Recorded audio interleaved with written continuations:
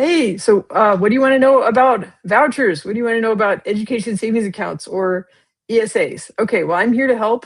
My name is Inga Cotton. I'm the founder and executive director of San Antonio Charter Moms, and we're doing this live stream on the School Discovery Network. Well, I'm sorry, did I say the name wrong? Okay, we are School Discovery Network, and I'm going to explain what we know about education savings accounts. So this is a virtual town hall that we do about once a month. And we also do in-person town halls. So I'm going to, now, for just a moment, I'm going to cut and paste some data into the comments in YouTube. And then my team is also pasting some stuff into, actually, you know what? I can't figure out how to do the comment right now. We're going to do that. We'll add that later. Okay. All right, some technical difficulties. Okay, so what we're going to do is explain what we know about education savings accounts and help you understand more about that as well. So if you're on Facebook, we've got some helpful links in the comments, and there's information about how you can sign in, right, which helps us to know who's here, how we can keep you updated. There's also a link to our website. There's how to join an interest list to get more information about education savings accounts as we get updates, how to do a one-on-one consultation, and also at the end, I'm going to ask you all to fill out an exit ticket and tell us what you learned from this, give us some feedback about it. Okay. So, oh, and also if the link in the comments are not working, you can scan this QR code and that will also get you signed in. Okay, so what is an education savings account? Or I'm going to call it ESAs because that's the acronym. So what's different about ESAs versus what we've had up till now in public education in Texas is that the ESA provides state funds that a student or a family can use to go to a private school or pay things like transportation expenses, special education services, uniforms, breakfast, lunches, things like that. So right now, we're in sort of this application year. And then the idea is that by a year from now, students would be attending private schools, or setting up homeschools using money paid for by the state. And the idea is that it will make private education much more affordable for the families who can qualify for the ESA program. And the first 2 years of the program, the state has allocated $1 billion, which now Texas is a huge state.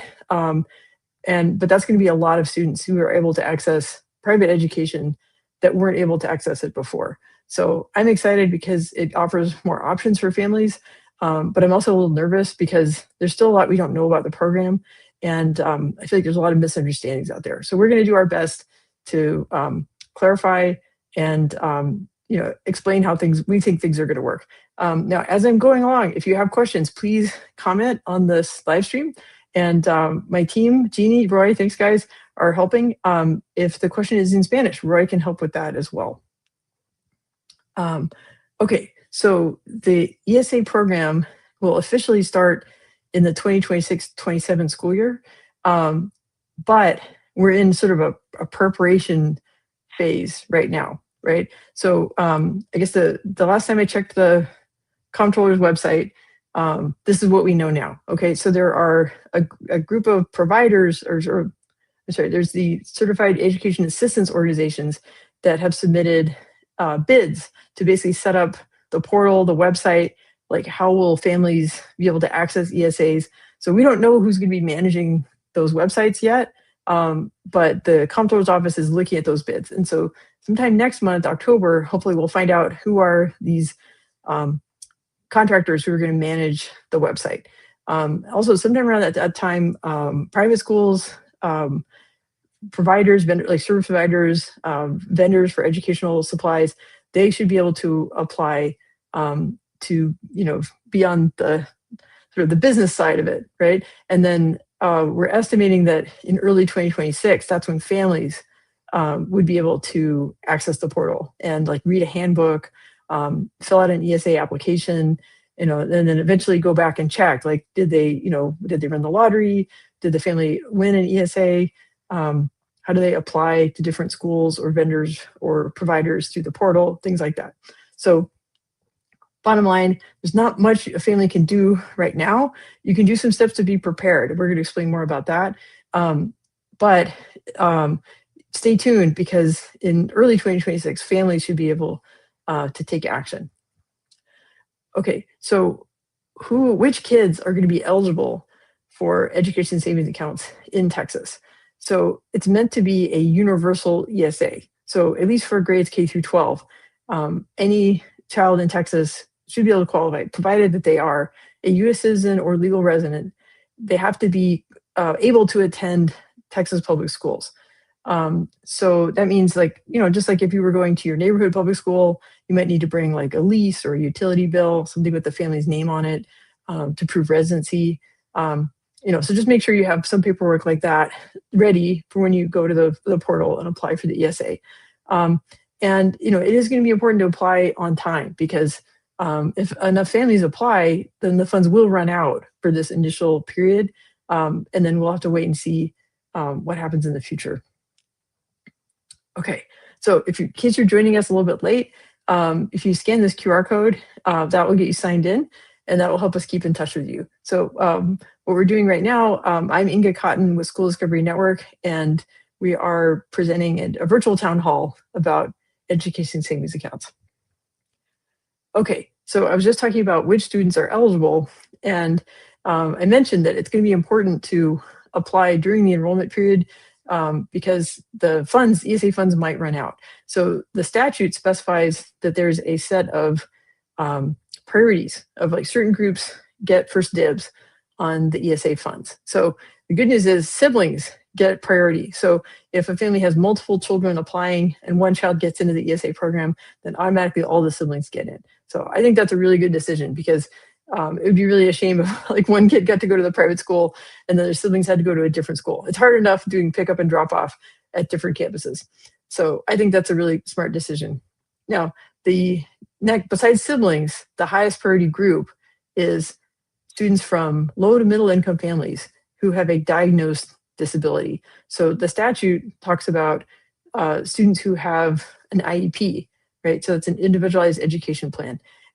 If you joined us at our previous town hall, it was in person. We were up at Fusion Academy San Antonio, and I co-presented with BF Alice from AIM Educate.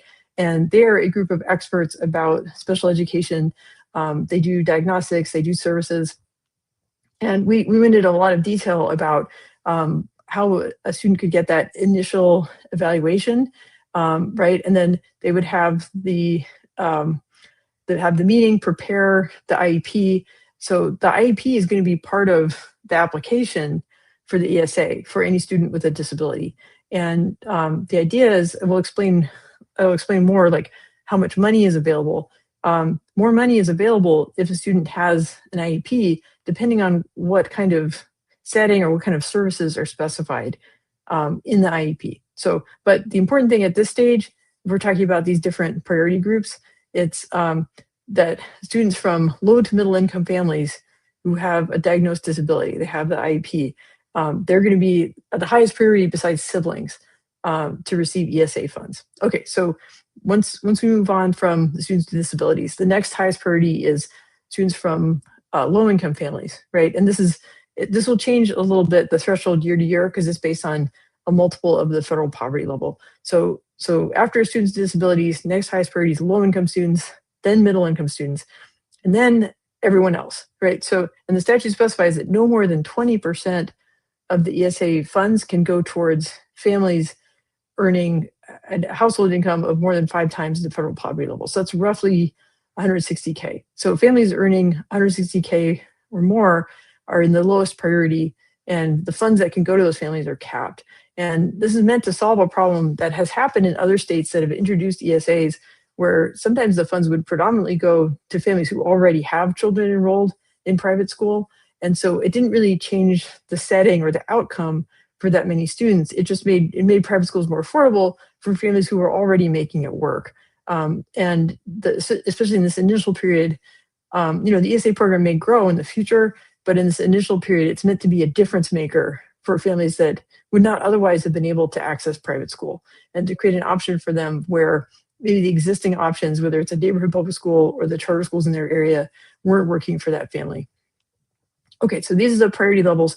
Highest priorities for siblings, and there's also a very high priority on students with a disability who come from low to middle income families. Okay, so what can you use the ESA funds for? So the idea is to have flexibility. I think the situation that gets talked about the most is that the student would apply to go to a private school, and then they would apply the ESA funds to pay for all or part of the tuition at the private school. I think what maybe doesn't get talked about enough is that if the private school tuition is actually less than the amount of the ESA, if there's funds left over after you pay tuition, then you can pay additional expenses. So like maybe there's breakfast and lunch fees at the private school, uniforms, school supplies, after school activities. So those are things that ESA funds can pay for as well. But there's other things that I think are not as well known, and that's one reason why last time we partnered up with AIM Educate, is that so at AIM they employ folks like school psychologists and speech therapists and physical therapists, occupational therapists, reading interventionists, math interventionists. So those kinds of support services can also be covered by the education savings account.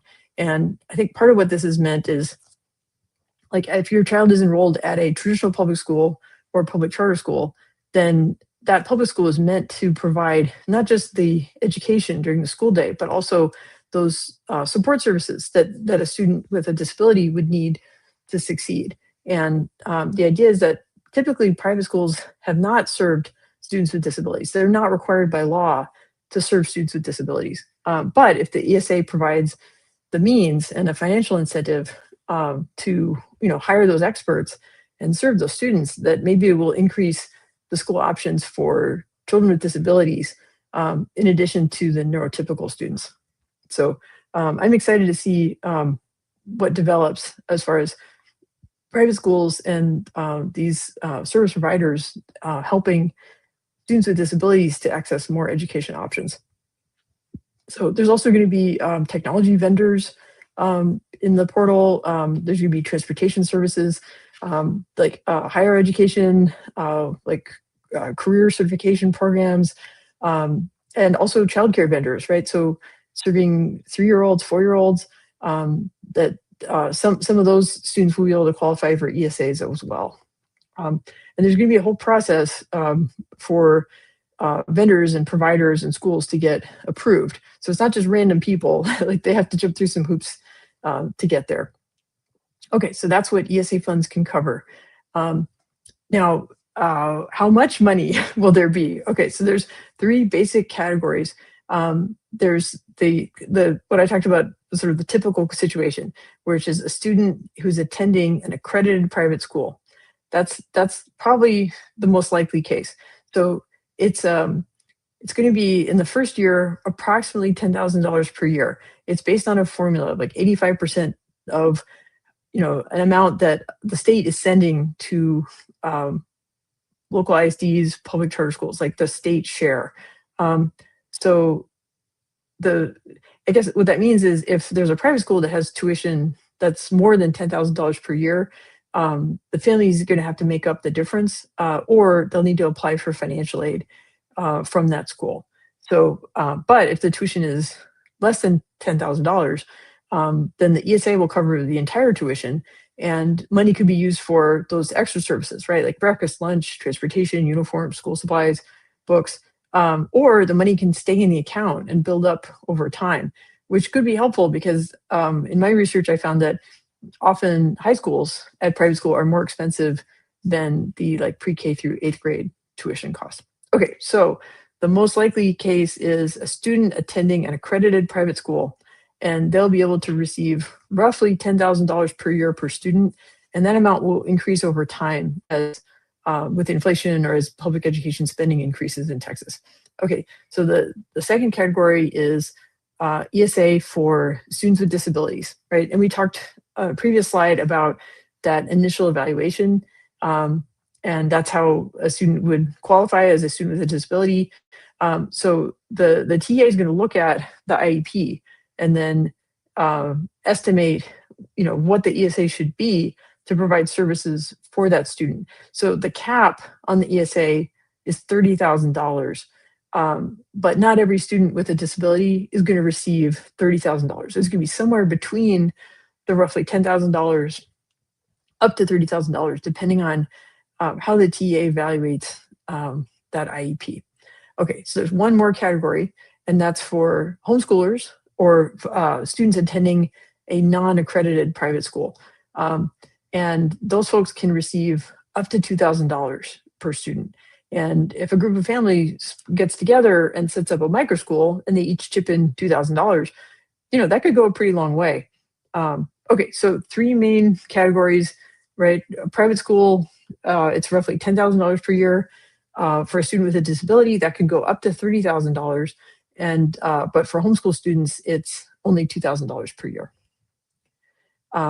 Okay, so I touched on this earlier. When will we be able to apply for ESAs?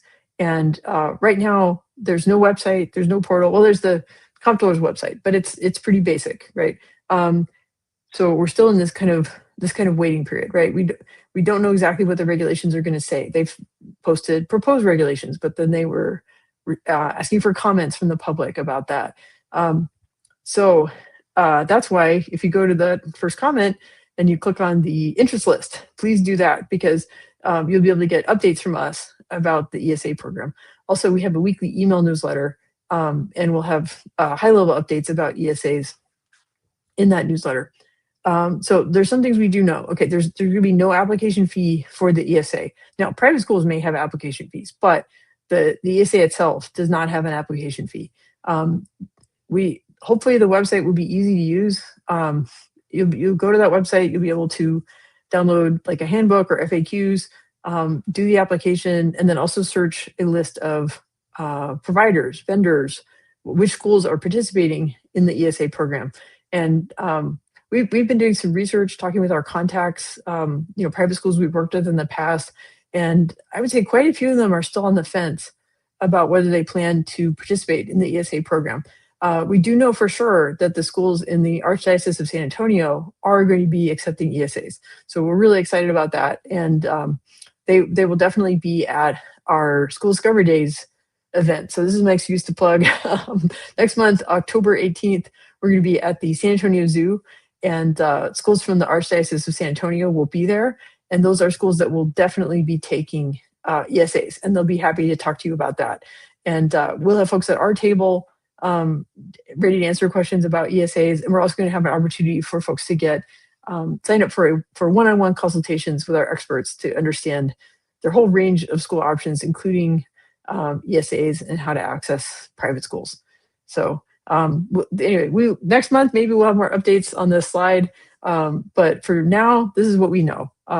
There's not going to be much for families to do until early 2026, unless it's have your utility bill handy.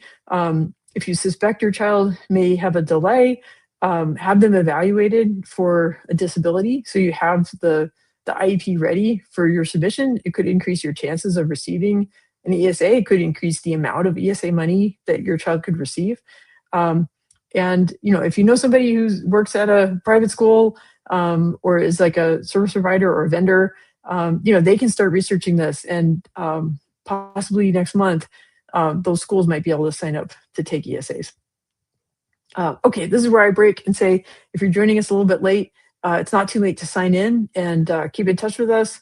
And at the School Discovery Network, we'll still be sharing updates about ESAs as we find out more from the comptroller's office and from whichever contractor is going to be setting up the portal for families.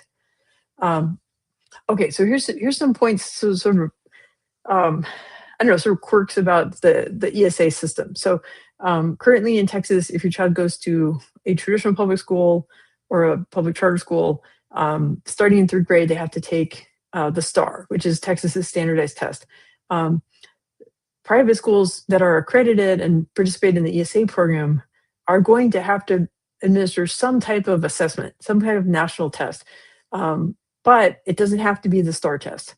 So that's part of making sure that private schools are doing their job, that there's going to be data to evaluate the program and try to determine if the ESA program is working. Like, is this actually increasing educational opportunity in Texas? Are students receiving high quality education using ESA funds? So that would be a good question to ask if you're touring private schools. Ask what assessment they use. Another aspect about private schools too is they have to be accredited for at least 2 years before they can participate in the ESA program. So a new private school that's starting this year actually won't be able to participate in the ESA program in its first year. So it'll take a little bit longer for those schools to get established. So there's some confusion about whether, so like a question we get is like, hey, my child is going to a traditional public school, or they're going to a public charter school. Can I access ESA funds to provide the support services that they're not receiving at school? Unfortunately, the answer is no. It's an either or situation. So you either don't enroll or withdraw your kid from the public school, or the traditional public school or public charter school, and then you can access the ESA program, or right, it's one or the other. So if your child is counted as attending a public charter school or a traditional public school, then you can't access the ESAs. In fact, if you switch, like if you leave a private school and go back to public school, then you will be unenrolled from the ESA, and any money in your account will get sent back to the big pot of money that's shared among all the ESA families. And you'll actually go to the bottom of the priority list if you reapply for an ESA in the future. So now there's a little wrinkle to this that's maybe not that well known, and that is that in the future, charter schools or independent school districts could actually become providers. So I know from my homeschool experience, I was homeschooling first grade math, and that was not that scary. But I was afraid that if I kept going with homeschooling, at some point I would have to teach trigonometry and calculus, and that was going to get scary. So sometimes homeschoolers will pull their resources and hire a teacher, or hire like an online course, or do a co-op model to teach those more technical subjects. So in theory, like a group of homeschoolers could drop their kids off at a traditional public school or a charter school and have their kids take AP physics, or BC calculus or something like that. And that way the child's getting a richer education, but they're still a homeschooler, and they still have that flexibility, whether it's for sports or dance, or whatever it is that they do. They get the best of both worlds. So in that sense, because the child's not being counted as attending that school for a full day, the family can still access the ESA funds and then just choose that public school as the provider for that particular course. So this is the stuff I get excited about. All these potentials could be problem solvers for families. Okay, so I mentioned that at the beginning that the ESA is meant to be universal, right? So any student in Texas who's a U.S. citizen or legal resident is eligible to attend a Texas public school, then they're also eligible to apply for the ESA program. Just have to prove residency. Now, the program does extend down to pre-K3 and pre-K4, but it's limited to those students who would already qualify for free public pre-K. So the TA website has a list of those requirements. There are like income limits. They're looking for students who need extra support because they might have a less stable living situation. And there's a little bit of uncertainty right now on the regulations of how much money would go towards the ESA for 3 and 4-year-olds. And our friends at Early Matters gave us an update about that. So we'll see what happens. Hopefully we'll get good news, and there will be robust funding for pre-K3 and pre-K4. Okay, so those are the questions that those are the points I wanted to make. I know the good news is we've had strong turnout at our in-person events, and our team took note of what questions people were asking at previous events. So anybody watching now, if you have a question, you can just type into a comment and I will address it. But I'm also going to take a moment and explain some of the questions we got at previous ESA town halls. So here we go. So actually, okay, so we got some questions from folks in the audience who were actually with private schools. So they were wondering about how they could get on the list of providers and vendors. So, and then I guess the answer is not yet, but possibly as early as next month. That first the comptroller has to select what contractor is going to be operating the portal, and then they're going to open up an application for those providers and vendors. So for a private school, you have to be accredited for at least 2 years, and you have to administer some type of assessment. It doesn't have to be STAR, it could be a different national test, but you do need to assess your students. And private schools don't have to participate. It's voluntary. But if they do choose to participate, they're still protected, right? So they can still, if it's a religious school, it can continue to be a religious school. They don't have to serve students with disabilities, so they can maintain their admissions requirements. So it's going to be interesting to see which private schools choose to join. So far, we know that the Catholic, San Antonio Catholic schools are definitely going to participate in the ESA. Okay, so we've gotten some questions about the program design or the rollout of it. There are many states that adopted vouchers or tax credits, education savings accounts. Many states went before Texas in adopting private school choice. And some of those states' programs served as models for how it works in San Antonio. So like Florida is known for having a very broad ESA program. One of the questions we got is the Texas program more similar to Florida or Arizona? And I would say roughly more similar to Arizona, but there's definitely like unique local aspects about Texas. So anything that you read about Arizona, kind of take it with a grain of salt, and it's going to be better to rely on specific Texas information. Okay, so the question is, how will families enroll? What will the process be? So there's going to be an online portal. We don't know who's managing the portal yet, but it's going to be a certified education assistance organization as the statute and the regulations specify. We just don't know who those folks are yet, what the website will look like. So the idea is that it should be up and running by early 2026. And the idea is you'll be able to apply to that portal. So one of the questions people ask is, how do you know if your application got approved? So you will get whatever contact information you put in the portal, that's how you'll be notified, or you'll be able to log back into your account and it'll tell you if you got approved for an ESA, how much money, right? And then you can go back in and check and see like how much money has the comptroller's office moved into the account, how much have you spent to, which schools, which vendors, see what the status of your account is. So we had mentioned earlier that there's a cap on how much money the comptroller can spend in the first 2 years of the program. The cap is $1 billion. And one of the questions we got recently was, well, what happens after that money is all spent? Well, the Texas legislature meets every 2 years, and they will look back at the data they've gotten about the first period of the program and see, like, is it working? What's the feedback from constituents? Do families want this? Like, are students learning?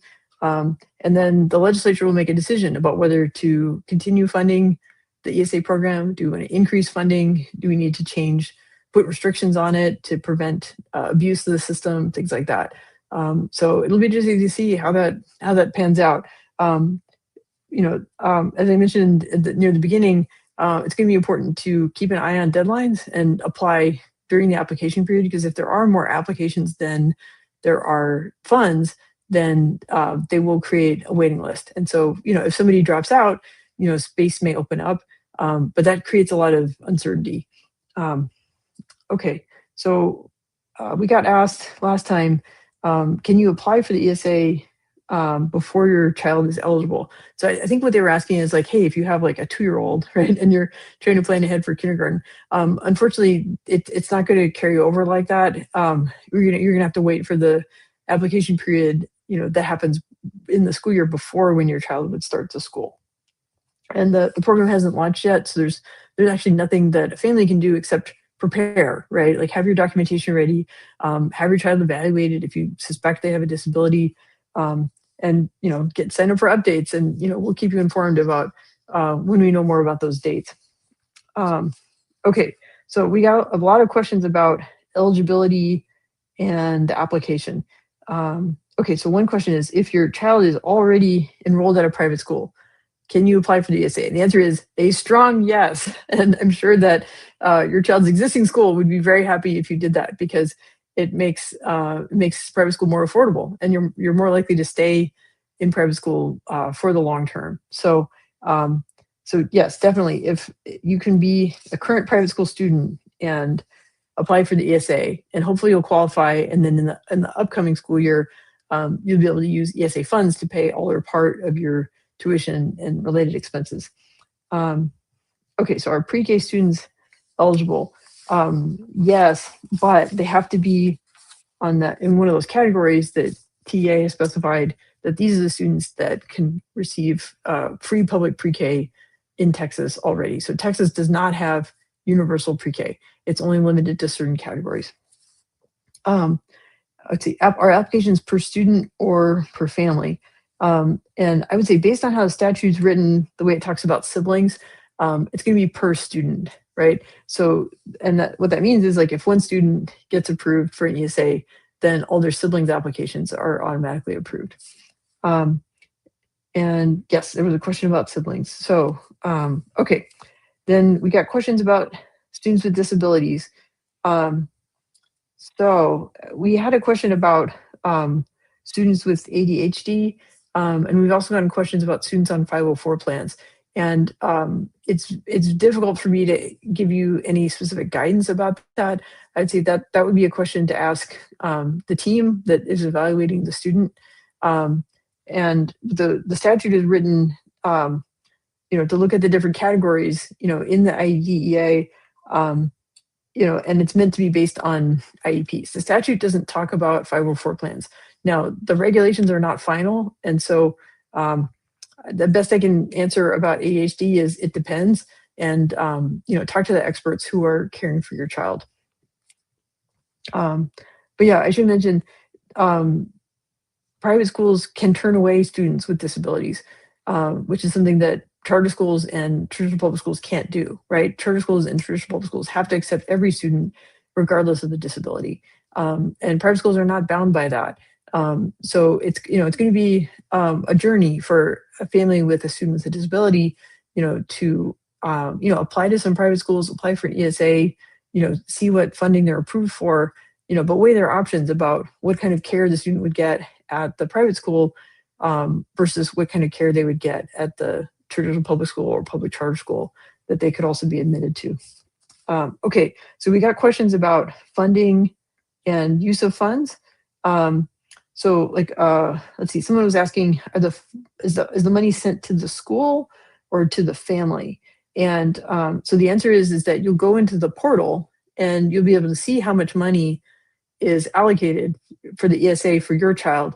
But the family is not going to actually touch the money, right? There's no payment or reimbursement or anything like that. So what you do is you'll go in, you'll see how much money is in the ESA account, and then you'll go to the list of approved schools, providers, vendors, and then you'll direct the CEAO, right, the portal, to make payments to those specified schools, right? So you could be like, oh, it's time for the September tuition, right? You set up the payment, and then there will be a record of that in the portal, right? It will show, oh, your balance went down by this much, but look, we made this payment, for the September tuition at this private school. So that's how it's going to work. So families don't actually touch the money. It's all handled from the comptroller's office through this portal directly to the school, the provider, the vendor. So question is, will tuition go up? So the statute specifies that schools can't just radically change their tuition, because now that there's ESAs, right, now we can charge more. I think over time, it's going to be hard to limit what the market does.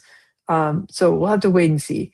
The good news is there are a number of private schools in San Antonio that charge tuition of less than $10,000 per year.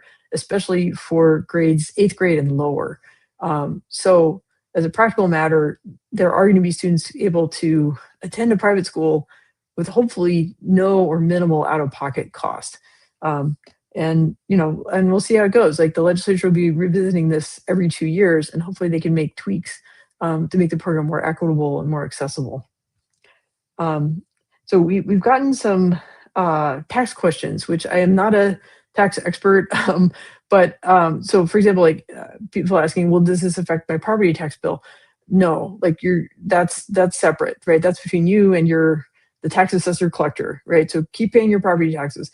And then also families have gotten questions about the child tax credit, and this is a separate program. So accessing the ESA shouldn't impact anything with the child tax credit. Now, anything more complicated than that, definitely contact your tax advisor. I'm not a tax expert, and I'm not able to give advice about that.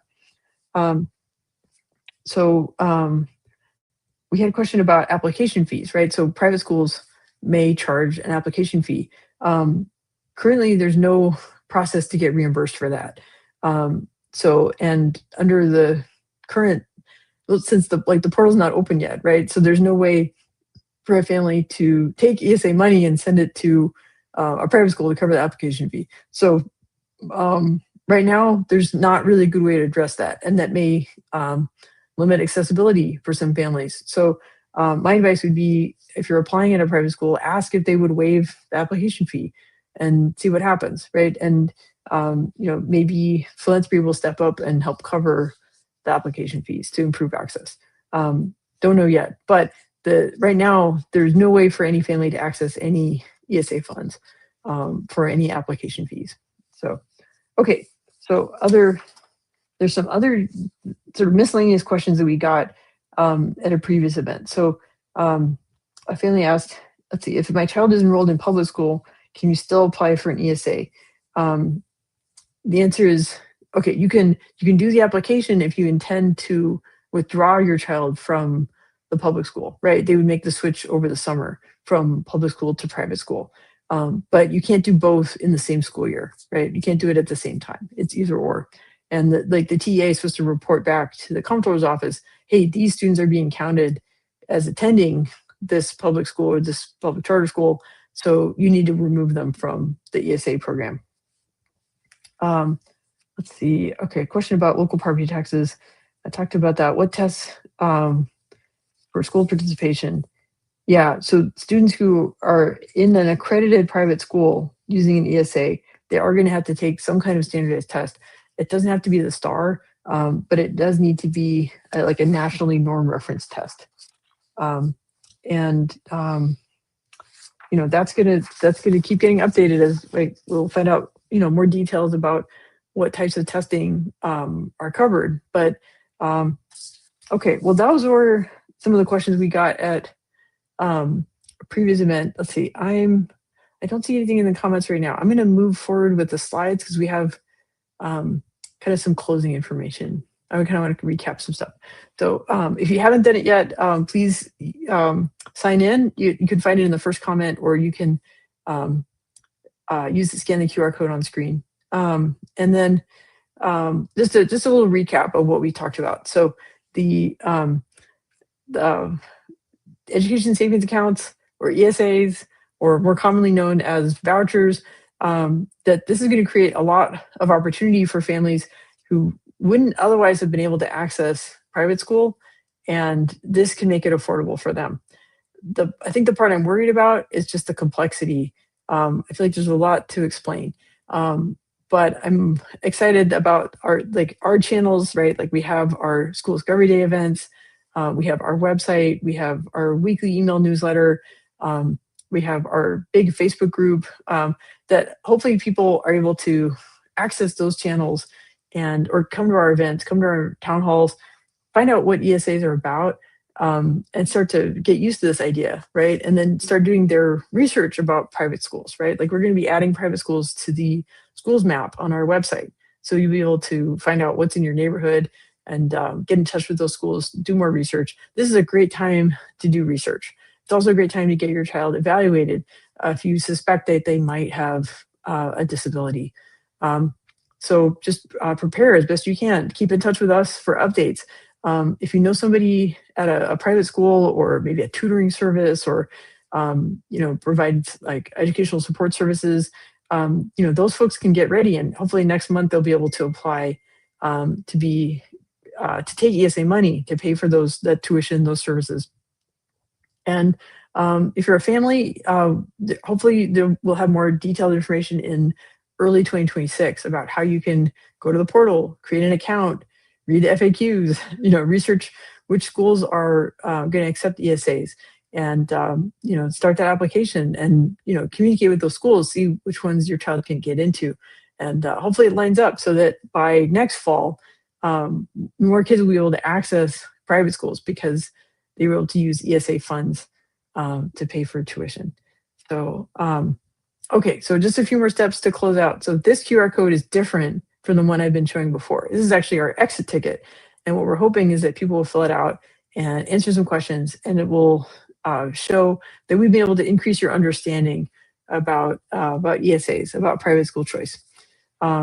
And there's also a link on the screen. So schoolsdiscoverynetwork.org is our website. And I hope you'll go there and find our resources, sign up for the newsletter, keep in touch with us. But this exit ticket is really important to us. It's how we collect data. It's how we show our partner organizations that we are reaching people, we are making a difference. It's really important to me that the ESA funds are used by the kids who need it the most. And I know that year that I homeschooled my son, which was for first grade, and he's in college now, he's a big kid, but we had to kind of look at our budget and choose, which support services we could afford, right? So he did participate in speech therapy, and it made a really big difference by middle school, he was able to participate in class at a level that he wasn't able to before. But we had to make trade-offs to be able to afford that. And as a homeschooler, being able to access an ESA, I think it would have made a difference for our family to be able to, create more support around our son. And I'm excited about the innovation that's going to come out of this, about new micro schools, new private schools, new tutoring services, or co-op classes. The education landscape is going to keep changing, and that's part of what makes my job so fun. I always get to keep learning, and I get to meet amazing education entrepreneurs. I get to meet parents and caregivers who love their kids and will climb mountains for them, and create new learning environments. Okay, so this is our last slide, and this is about our programs and how to reach us. So again, our website, schoolsdiscoverynetwork.org. On social media, we are at Discover Schools, and we're on Facebook, Instagram, YouTube, LinkedIn, and X. We have a Facebook discussion group. So if you search School Discovery Network discussion group, we have over 15,000 members in the group. You can post all kinds of questions and get answers from parents and caregivers who've been there before. The Hoot is our weekly email newsletter, and you can subscribe to that through our website. And School Discovery Days are coming up. So the first one is October 18th at the San Antonio Zoo. And we have additional events in January at the Museum during National School Choice Week, and then also in March at Hemisphere. So we're really excited to get to meet some of you folks there. And that concludes our ESA Town Hall. So thanks for sticking with us. If you comment later, we'll come back and see. Oh, hey, I see Carrie and Wendy are watching at the Acorn School. Awesome. Thanks, guys. Okay, well, this has been fun. And keep in touch, because we're planning another in-person event in October and another virtual event in October. Oh, wait, and there's going to be a happy hour too. So stay tuned. All right. Bye, y'all. Have a good night.